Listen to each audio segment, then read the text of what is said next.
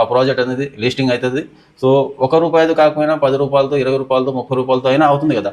ప్రతి ఒక్క ప్రాజెక్ట్కి సంబంధించి కాయిన్ వాల్యూ సో ₹2-3 నుంచి స్టార్ట్ అయితే అవుతుంది. సో ₹2-3 నుంచి స్టార్ట్ అయినా కానీ మనకు నష్టం అయితే ఏం లేదు కదా.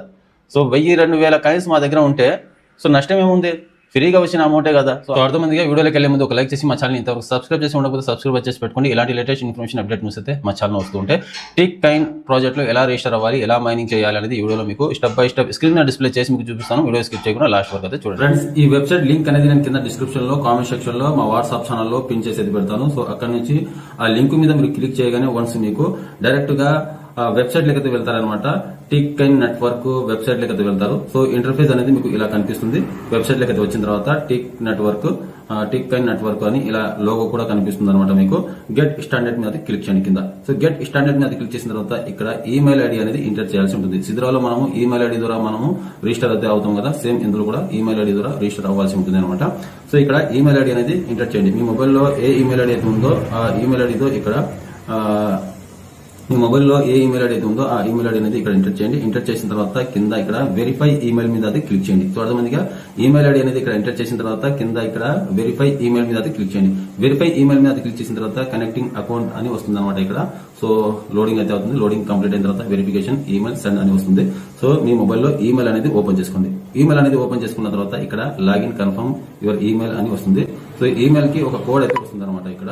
సో అర్థమందిగా ఈమెయిల్ కి ఒక కోడ్ అయితే వస్తుంది. ఇక్కడ కన్ఫర్మ్ యువర్ ఈమెయిల్ మీద క్లిక్ చేయండి. సో అర్థమందిగా కన్ఫర్మ్ యువర్ ఈమెయిల్ మీద క్లిక్ చేయగానే ఇక్కడ సక్సెస్ఫుల్ గా వెరిఫికేషన్ అయితే అవుతుంది. సో ఇక్కడ ఈమెయిల్ వెరిఫికేషన్ అయిన తర్వాత ఈమెయిల్ వెరిఫైడ్ అయిపోయింది. సో ఇక్కడ ఈమెయిల్ అనేది వెరిఫైడ్ అయిపోయిన తర్వాత సో టోటల్లీ బ్యాగ్ అయితే రాండి. సో బ్యాగ్ అయితే వచ్చిన తర్వాత ఇక్కడ మీరు చెక్ వెరిఫికేషన్ స్టేటస్ మీద అయితే క్లిక్ చేయండి. సో అర్థమైందిగా. సో ఇక్కడ చెక్ వెరిఫికేషన్ స్టేటస్ మీద క్లిక్ చేసిన తర్వాత కనెక్టింగ్ అకౌంట్ అని వస్తుంది. So connecting account email ID అనేది కనెక్టింగ్ అయిపోయింది అనమాట.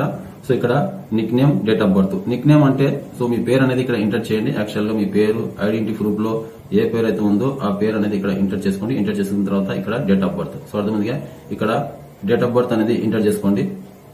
సేమ్ మీ ఐడి ప్రూఫ్ లో డేట్ ఆఫ్ బర్త్ ఎలా అయితే ఉందో ఆ డేట్ ఆఫ్ బర్త్ అనేది ఇక్కడ ఎంటర్ చేయండి. ఎంటర్ చేసిన తర్వాత ఇక్కడ నెక్స్ట్ మీద క్లిక్ చేయండి. సో అర్థమైందిగా మీ పేరు, డేట్ ఆఫ్ బర్త్ అనేది ఎంటర్ చేసిన తర్వాత కింద నెక్స్ట్ మీద క్లిక్ చేయండి. నెక్స్ట్ మీద క్లిక్ చేసిన తర్వాత ఇక్కడ పాస్వర్డ్.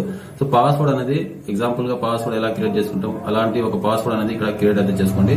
సో నిన్న మొన్న ఎలా అయితే చెప్పాను నేను సేమ్ అలాంటి ఒక పాస్వర్డ్ అనేది క్రియేట్ అయితే చేసుకోండి. క్రియేట్ అనేది చేసుకున్న తర్వాత ఇక్కడ 6 digit ఎంపిన్. 6 digit ఎంపిన్ అంటే మీరు ఫోన్ పే, గూగుల్ పే కి పిన్ నెంబర్ అయితే పెట్టుకుంటాం కదా మనము 6 digit సేమ్ 6 అంకెల నెంబర్ అనేది ఇక్కడ క్రియేట్ అయితే చేసుకోండి. 6 అంకెల నెంబర్ అనేది ఇక్కడ ఎంటర్ చేసిన తర్వాత